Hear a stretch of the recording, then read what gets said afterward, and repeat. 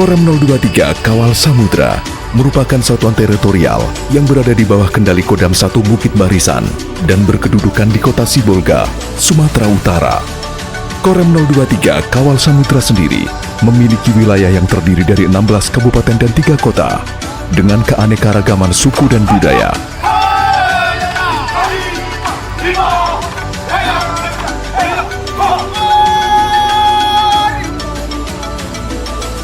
Banyak destinasi wisata level dunia yang berada dalam tanggung jawab Korem 023 Kawal Samudra.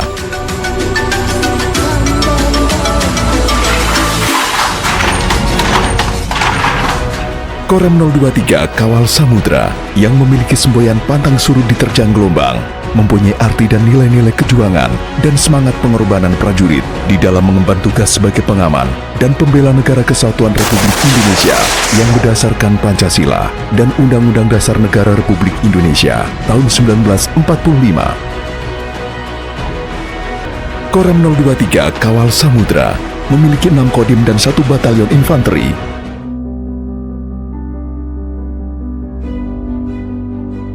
Saya Letnan Kolonel Kavri Rona Tambugulon, SHM Han, jabatan Komandan Kodim 0210 Tapal Utara. Adapun tugas pokok Kodim 0210 Tapal Utara adalah menyelenggarakan pembinaan kemampuan, gelar kekuatan serta pembinaan teritorial yang meliputi Kabupaten Tapal Utara, Kabupaten Toba, Kabupaten Humbang Hasundutan, dan Kabupaten Samosir di wilayah Provinsi Sumatera Utara. Markas Kodim 0210 Tapal Utara berlokasi di Jalan Letjen Suprapto, Kelurahan Huta Toruan 10, Kecamatan Tarutung, Kabupaten Tapal Utara. Kodim 0210 Tapal Utara membawahi 26 koramil, antara lain Kabupaten Tapal Utara terdiri dari 10 koramil. Untuk Kabupaten Toba terdiri dari 6 koramil. Untuk Kabupaten Humbang Hasundutan terdiri dari 5 koramil. Dan yang terakhir adalah Kabupaten Samosir terdiri dari 5 koramil. Sumatera Utara, tanah yang selama ini dikenal ramah. Bukit-bukitnya memeluk desa, sungai mengalir seperti nadi kehidupan. Di sini, alam bukan hanya pemandangan, ia adalah rumah. Tempat harapan tumbuh dan doa-doa disimpan diam-diam. Hari-hari berjalan pelan, seolah tak pernah ada ancaman. Hingga suatu waktu, ketenangan itu berhenti bernapas. Hujan turun tanpa jeda. Bukan hujan yang menenangkan, melainkan hujan yang mengikis keyakinan. Tanah yang selama ini menopang kehidupan, perlahan kehilangan pijakan. Bencana alam melanda 3 kabupaten di Sumatera Utara, Tapanuli Utara, Tapanuli Tengah, dan Tapanuli Selatan. Jalan terputus, rumah tertimbun, dan banyak keluarga kehilangan segalanya dalam satu malam yang terlalu panjang. Sertu Suharmon, Babinsa di wilayah Adian Koting, Kodim 0210 Tapanuli Utara. Wilayah yang tenang di hari biasa, namun berubah menjadi jalur maut saat hujan turun tanpa henti. Ia mengenal medan, mengenal warganya. Dan hari itu, ia menjalankan tugas tanpa tahu bahwa hidupnya akan diuji oleh kehilangan yang paling berat.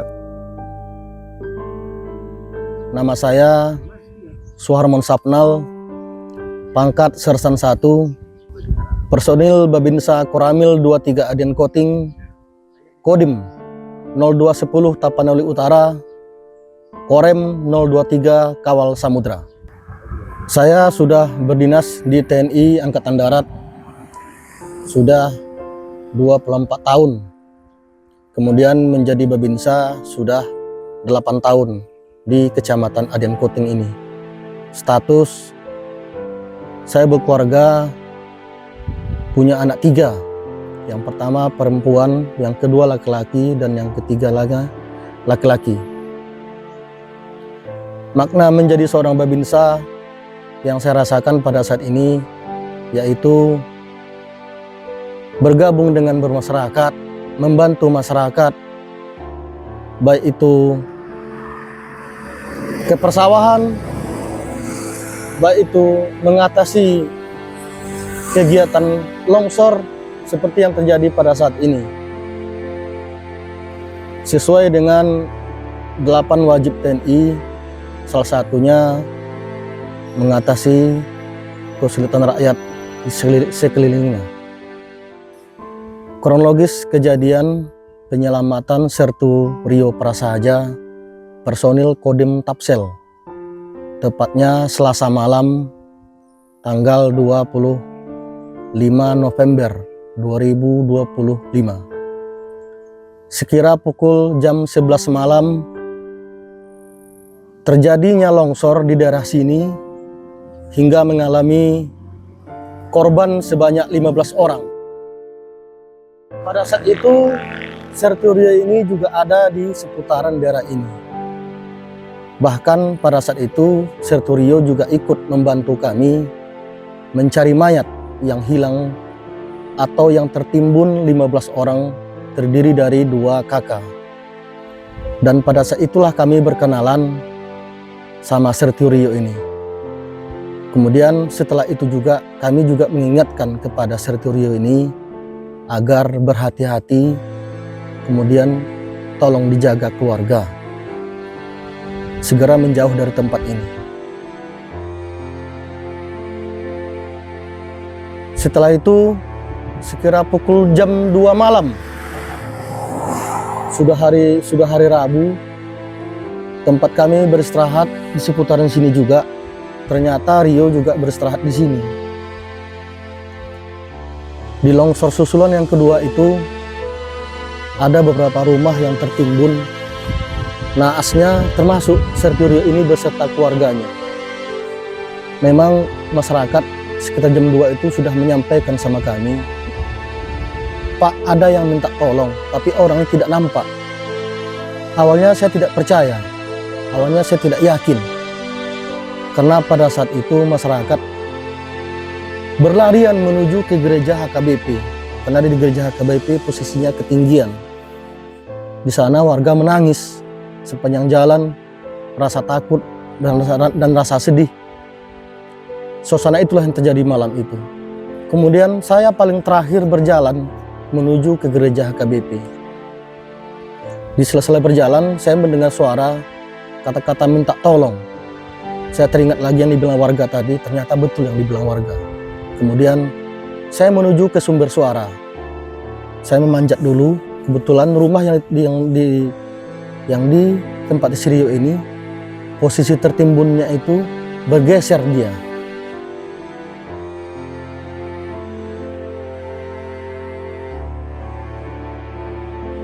Setelah saya senter menggunakan HP, saya melihat ke badan Rio ini tertimbun tanah semua.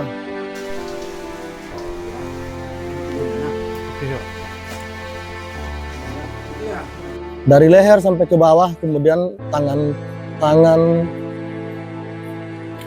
tangan kiri memegang senter, itu pun senter mancis. Kira-kira seujung jari gini, tangannya tidak leluasa keluar, tapi seperti ini. Posisi Rio pada saat itu berdiri dan terjepit ke bagian dinding papan rumah. Saya panggil Rio ini, "Kau di mana?" "Saya di sini, Bang," katanya. Tadinya jujur saya merasa takut dengan suasana itu. Takut, namun yang membuat saya berani, setelah saya senter, ternyata yang saya temukan ini adalah Sertu Rio. Barusan 3 jam sebelum itu kami berkenalan. Di situ bertambah mental saya. Kemudian saya memanggil kawan, ada rekan kami Sertu Huta Barat. "Bang, kemari Bang, ini Ambon Demak ini, harus kita tolong ini Bang." Kemudian Sertu Huta Barat merapat, mencoba saya membantu saya ke atas. "Sepertinya ini nggak efektif Bang kalau kita berdua Bang." Kami berteriak, kemudian ada personil rekan kami di situ, personil dari Polres. Di situ ada Ibda Suwandi Manurung, yang kedua Bribda Siburian, yang satu lagi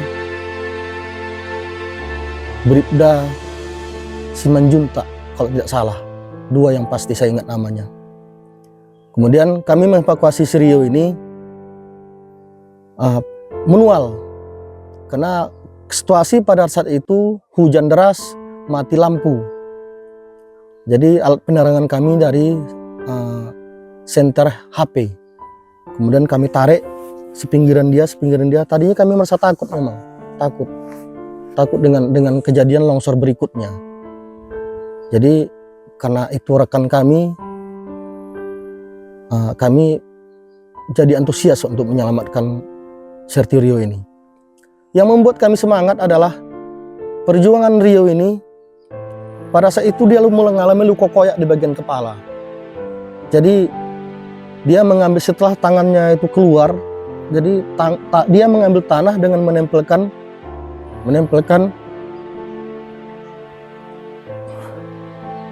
tanah ke geningnya. Itu yang membuat kami semangat.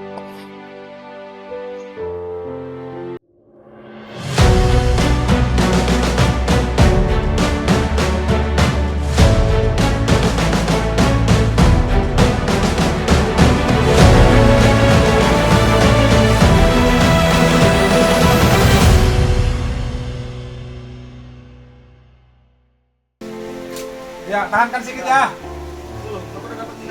Udah dapat ya. Ya, tahankan sedikit Bang ya. Ya, 2, 3. Pencarian keluarga Sertu Rio terus dilakukan. Harapan dipertahankan meski semakin tipis. Namun kenyataan berkata lain. Istri, anak, dan keluarga Sertu Rio tidak tertolong. Di hadapan Sertu Suharmon, bukan hanya tanah yang runtuh, melainkan sebuah keluarga yang hilang selamanya. Setelah 2,5 jam kemudian, yang tragisnya kami mengejar jari di bawah. Kami tanyakan, ini jari-jari siapa? Dia bilang, itu anakku bang, itu istriku bang.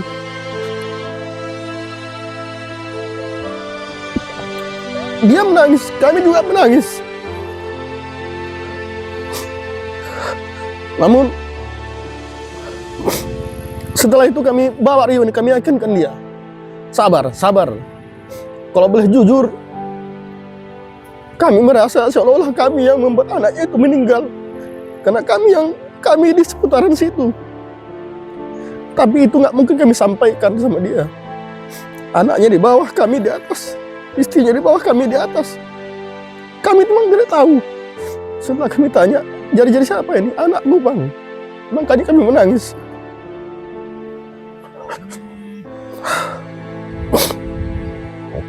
Setelah itu Rio kami bawa ke gereja KBP. Di situ luka yang dialami Rio kami tempel pakai Endiplas tanpa menggunakan alat-alat yang lengkap. Endiplas yang digunakan di situ kami tempel. Rio menangis di situ. Rio seperti orang gila di situ. Bagaimana perasaan seorang orang tua anaknya di bawah, istrinya di bawah, istri seniornya juga di bawah.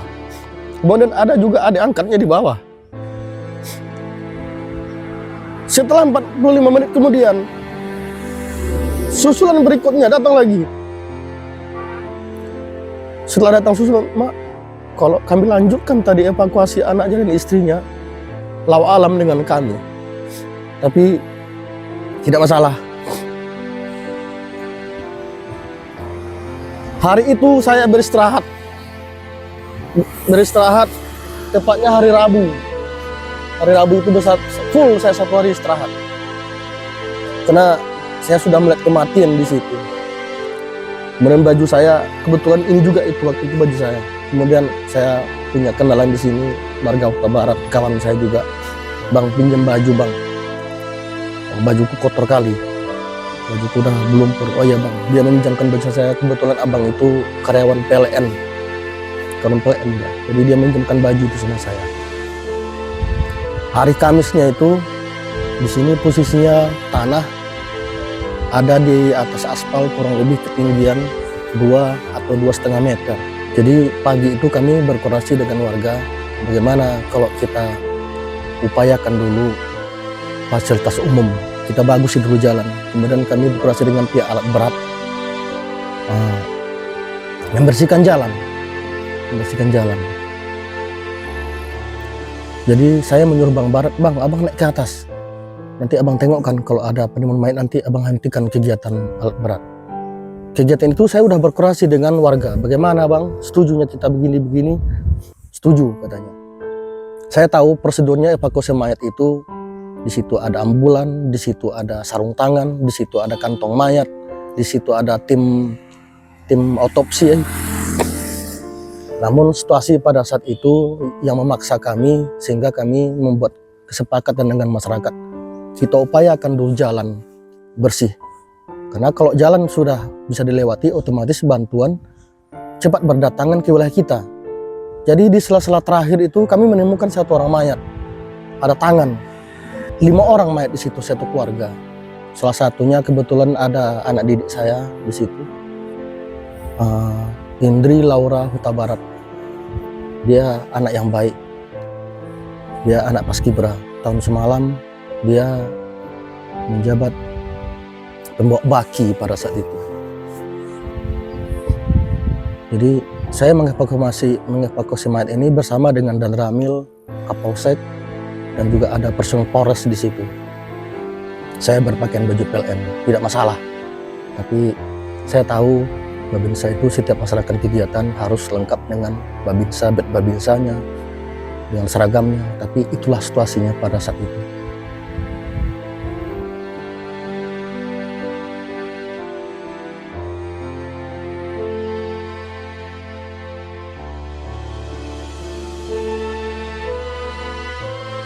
Saya hanya berharap Sertu Rio ini tetap semangat dalam menjalankan tugasnya sebagai abdi negara. Kami sering teleponan, "Rio, kawal semangat, lanjutkan dinasmu. Karena masih ada tanggung jawabmu kepada kedua orang anakmu. Si Rio ini punya anak 3, tapi anak yang paling bungsu, yang pada saat kejadian, kau masih punya tanggung jawab dengan anakmu. Terus semangat Rio," itu yang saya sampaikan sama si Rio. Sertu Suharmon telah menyelamatkan rekannya. Namun ia tak mampu menyelamatkan orang-orang yang paling dicintai oleh Sertu Rio. Seragam tak menghapus rasa kehilangan. Kesedihan dipikul dalam diam. Dan tugas tetap harus berjalan. Personil Kodim 0210 Tapali Utara dalam pelaksanaan tugas-tugas teritorialnya, di mana salah satunya adalah membina masyarakat secara langsung. Selain itu kita juga mengamalkan 8 wajib TNI, khususnya membantu kesulitan rakyat di sekelilingnya, di mana salah satu personil Kodim 0210 Tapali Utara yang saat ini berdinas di Koremil 23 Adan Koting membantu masyarakat dan korban saat terjadi bencana alam, banjir dan tanah longsor di Kecamatan Adan Koting pada tanggal 25 November 2025. Kami dari Kodim 0210 Tapali Utara sangat mengapresiasi kinerja Sertu Suharmon dalam kegiatan penanggulangan bencana alam dan memberikan penghargaan tidak hanya kepada Sertu Suharmon, akan tetapi juga kami berikan penghargaan kepada beberapa prajurit yang berprestasi dalam penanggulangan bencana alam, salah satunya adalah Sertu Suharmon. Bencana berlalu, alam kembali diam, namun luka tetap tinggal. Di Sumatera Utara, ada kisah pengabdian yang tak selalu berakhir bahagia.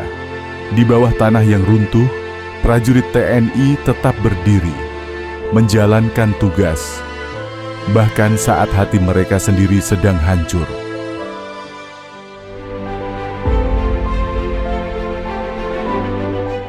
Dalam proses penanganan pasca bencana, Satgas Penanggulangan Bencana Alam, Kodam 1 Bukit Barisan, turut ambil bagian di seluruh wilayah Sumatera Utara. Sebagai bentuk kepedulian dan tanggung jawab kemanusiaan, prajurit TNI Angkatan Darat hadir langsung di tengah masyarakat yang terdampak bencana banjir dan longsor.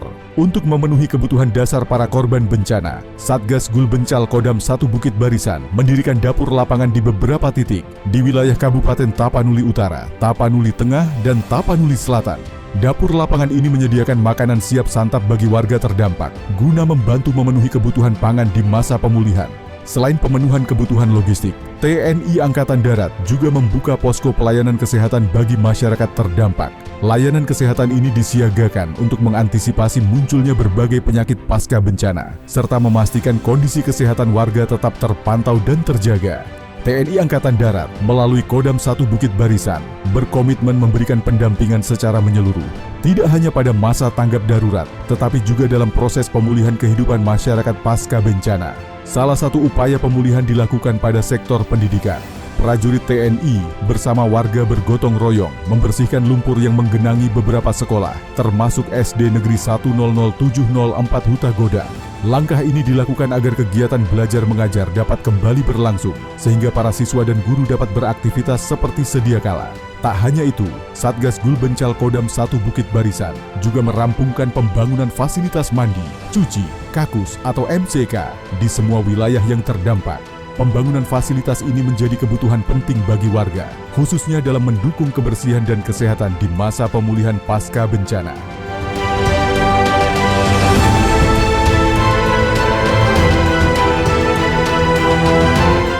Untuk membuka kembali akses yang tertutup akibat longsor, TNI Angkatan Darat turut membangun sejumlah jembatan darurat, di antaranya Jembatan Bailey, Jembatan Aramco, dan Jembatan Gantung. Pembangunan jembatan ini bertujuan untuk memperlancar mobilitas warga, serta mendukung aktivitas sosial dan perekonomian masyarakat agar kembali berjalan normal.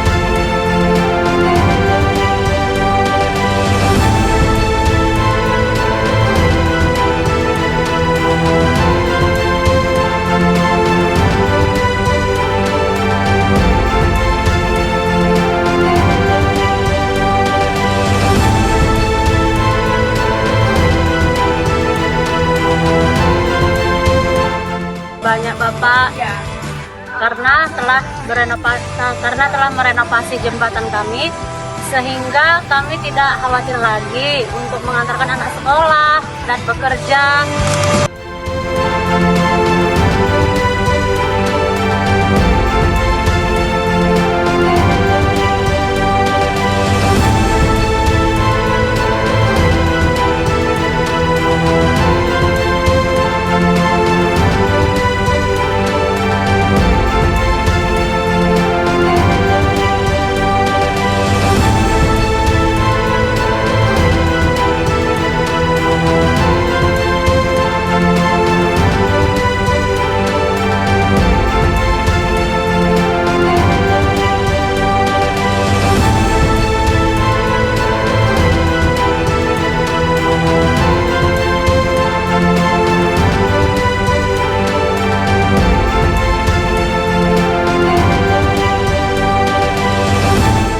Mengucapkan terima kasih kepada Bapak Presiden Prabowo Subianto beserta Bapak-Bapak TNI yang telah membangun jembatan di desa kami. Kami ucapkan terima kasih sekali lagi Bapak.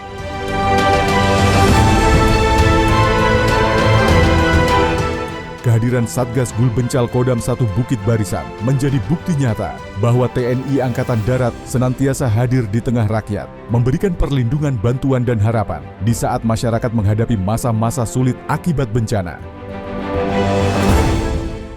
Kami dari warga Huta Godang mengucapkan terima kasih karena sudah mendapatkan MCK sehingga kami bisa menggunakannya untuk mandi, nyuci. Sekali lagi kami terima kasih.